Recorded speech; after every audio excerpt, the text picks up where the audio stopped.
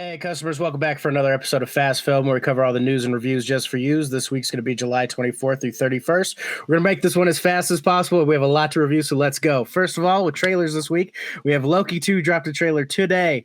It's going to be really interesting. Disney Plus. I love the first season. Probably the best Marvel Disney Plus series. That's going to be coming out October 6th. Definitely looking forward to it. And as a kid, I loved the Spy Kids movies, and apparently they're going to be releasing one on Netflix on September 22nd. It's a whole new cast, but the only person that I did see that I know is Zachary Levi from Shazam. He's going to be in the dad in this one, but I don't know who the kids are. I love the first one, but this one doesn't look that great. I'm only going to be looking forward to it if my Uncle Machete's in it. He's the shit. But now from kids movies to a couple horror movie trailers, we have Saw X. Tobin Bell is back as John Kramer, a.k.a. Jigsaw. At first, I was kind of curious about how he's going to come back since he died in the first half of the franchise, but this one's going to be taking place in the first and second film. He's going to be traveling to Mexico for surgery to remove a tumor, but only to find out that he was scammed. And apparently, they didn't remove the tumor, so now he's going to take revenge on the surgeons with his twisted games. This one's going to be released September 29th, and I'm looking forward to see all the new traps.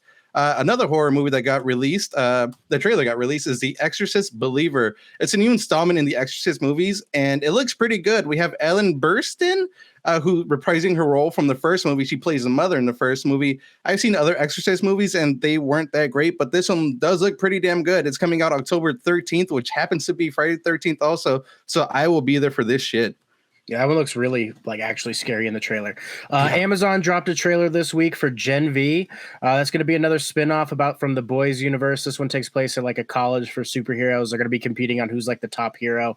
I was kind of bummed they were supposed to show this at Comic-Con and didn't, so I wasn't able to go to it. But still, this looks great. Definitely going to be watching when it comes out on September 29th. And then for headlines this week, we are going to start with a little bit of a somber note. Paul Rubens did pass away today at 70 years old. He was having a private battle with cancer and did pass away. Most of us know him as Pee Wee Herman. He has been out of the spotlight for a while. We are going to miss this guy, though. He was a lot of fun as Pee Wee. Oh, I loved that guy when I was a kid. Me too. Yeah, but other headlines. Brad Pitt has been filming a Formula One movie. So far, it's untitled. They have been filming, but he stopped the production on it. He's also a producer, and he's starring in it. He's going to be a Formula One driver who comes back from retirement to be a mentor and become part of a team with a younger driver. But he has stopped filming and, being helpful with the whole strike with the writers and all that, which is I'm all down for. The writers need to get paid. Yeah. Take a pause on that. Mm-hmm. Donald Glover and his brother Stefan are signed on to write the Lando show. It was cool to see this news pop up because we didn't even know if they were actually going to do this anymore. Donald Glover was dope as Lando in the Solo movie that a lot of people didn't see, so I'm really looking forward to this. We also know that Donald and Stefan can write some great stuff with Atlanta, so really going to hope this is going to be some good stuff on Disney Plus. No date yet. And Mission Impossible is back in the headlines since it was IMAX release and it got kind of shoved out because Oppenheimer came out. It was only in theaters for a week. It seems like they're going to be trying to bring it back in IMAX when there's a gap in the IMAX theatrical releases. So we might get to see it in IMAX again. That would be kind of cool. I haven't gotten to see it yet, but if it comes back, I will definitely try to go check this one out.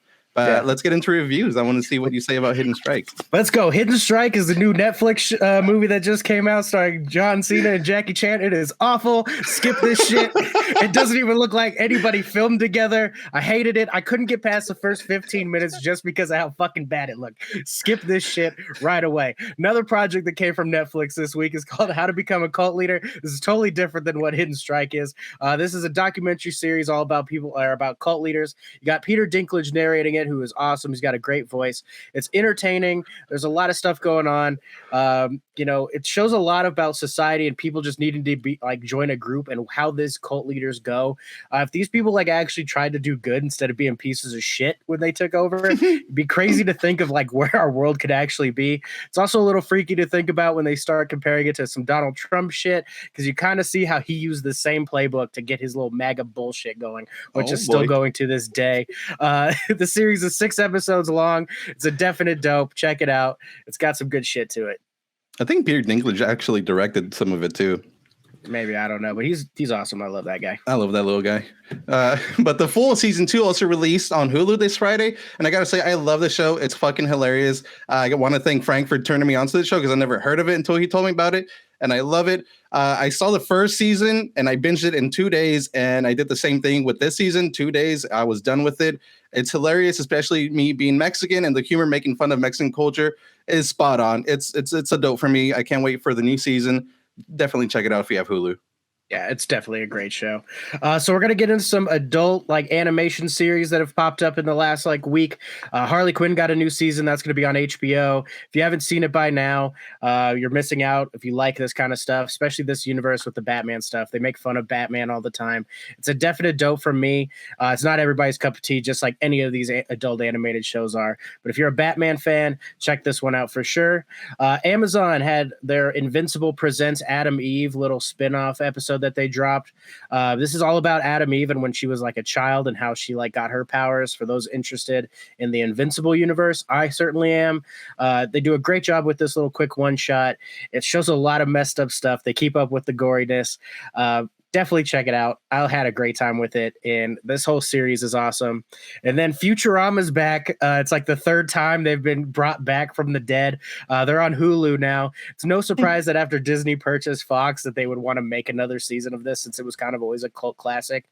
I watched the first episode. Actually, I've watched the first two, and they're okay. I mean, it's nothing like the originals were. But out of those three shows, it's a dope for Harley Quinn. It's a definite dope for Adam Eve. And Futurama right now is just going to be getting an I8, with the earlier seasons being 100% a dope. And Twisted Metal released on Peacock last Thursday. I began to watch it. I haven't finished it yet, but I will be finishing it this week for next week's review. Anthony Mackie's going to be playing a character named John Doe, who's a milkman. Essentially, it's a person who's living on the road delivering goods from one community to another. He's not allowed to enter them because he's kind of an outsider. He's hired by Raven, who runs New San Francisco, and has to pick up a package in New Chicago, but it's supposed to be a very risky delivery because it's such a dangerous highway to get there. So far, I'm giving it a dope. Although there is no Calypso, who, for the people that play the game, is the main antagonist, who's running the tournament, and also doesn't seem like there is a tournament in this game or in this show. But it is a fun show. There's a lot of like Easter eggs. Like they show you the game in the background. There's like he talks in like cheat codes and shit. It's a pretty good show so far, pretty gory, and the humor is pretty spot on too. It's a definitely dope for me so far. And I'll give a final review when I'm done with it. All right. And then this week, after coming back from Comic-Con, I was able to do the Barbenheimer double feature today. I'm really glad I saw Barbie first, because if I saw Oppenheimer first, I don't think I'd want to go see another movie after that. Barbie, let's give a quick review on that. Luis covered a little bit last week. It's a lot of fun. Great comedy. I enjoyed it a lot. There's a lot of people bitching about the message in it, which is kind of one of those things of just grow the fuck up. It's not really that bad. It's whatever. Oppenheimer, on the other hand, is slow. It's very long. It's still a good film, but it's just too long. You could have cut an hour. It might have worked better as a mini series instead of a movie, actually. They show so many different characters and scientists that actually worked on the project that we don't get any time with. So, I mean, it's still going to be a good movie. It's a dope for me. But at the end of the day, it should have been a mini series so we get a little bit more details on these people. We also had, I mean, I'm pretty sure last thing, Cillian Murphy is going to get nominated and probably win as Oppenheimer. It just seems like a fucking lock. It just seems like one of those kind of projects that you get nominated for and probably win. We try to pride ourselves. This is going to be the next one. On going to the movies every week for you guys and trying to cover whatever the newest movie is. And I tried to go see Haunted Mansion, and I just wasn't able to this week. I had a couple times. I bought tickets twice to go see this.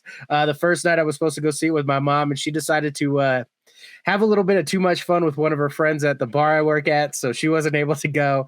And then the next night I had tickets for all of us to go, and a drunk driver hit the power pole that lights up the theater, so we weren't able to go. I don't think I missed much. It seems like it's getting very lukewarm reviews. It's getting killed at the box office. I mean, eventually it'll be on Disney Plus in a couple months, and when it's there, we can cover it for you then. Frank, don't lie. That was you that was driving. Nah, I'm better at that.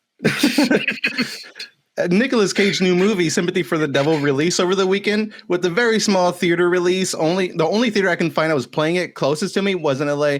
I'm not gonna drive for that shit. No, but luckily it is also on video on demand, so I got to still catch it.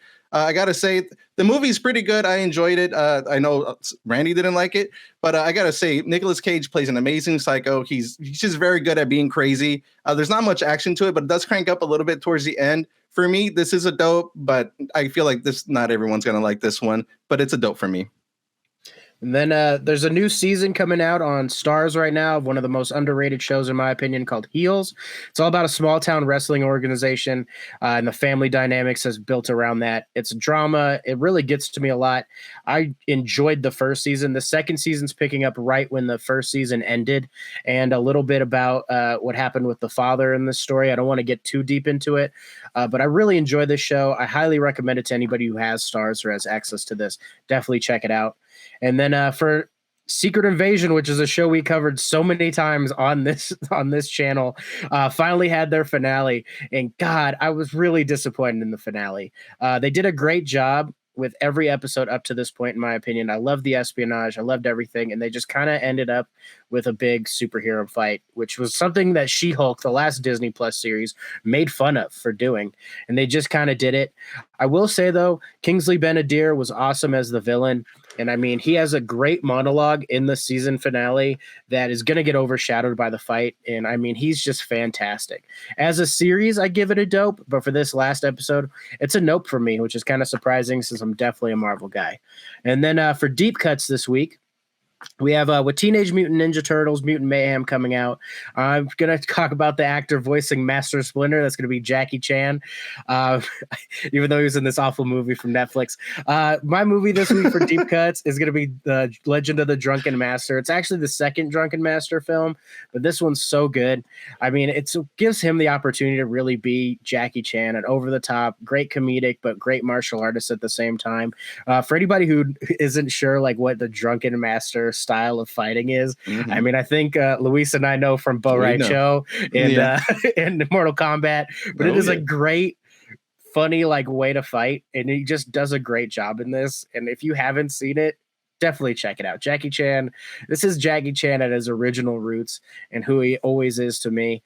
It's only $3 to rent right now on Amazon Prime, and if you have it, check it out. Like, go for it. And for my deep cut, I'm picking a Jason Statham movie since he's going to have the Meg 2 release this weekend. For my movie, I'm picking Snatch. It's directed by Guy Ritchie. And of course, being a Guy Ritchie movie, there's a lot of characters with different storylines, and they're all connected, and there's a lot of shit going on. Jason Statham plays a boxing promoter, and the boxer is actually Brad Pitt in this one, and you cannot understand a single word he says. He's an Irish boxer. He lives in a trailer park. I think he's a gypsy, really. He's a gypsy. He's a gypsy, yeah. But you cannot understand what he says. And he has one of the coolest knockouts in a movie.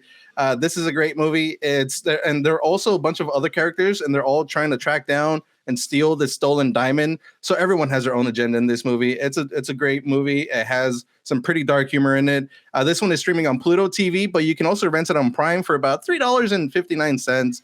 If you need, I'll let you borrow the 59 cents. I don't have $3, but definitely check it out if you haven't seen this one. You like dads?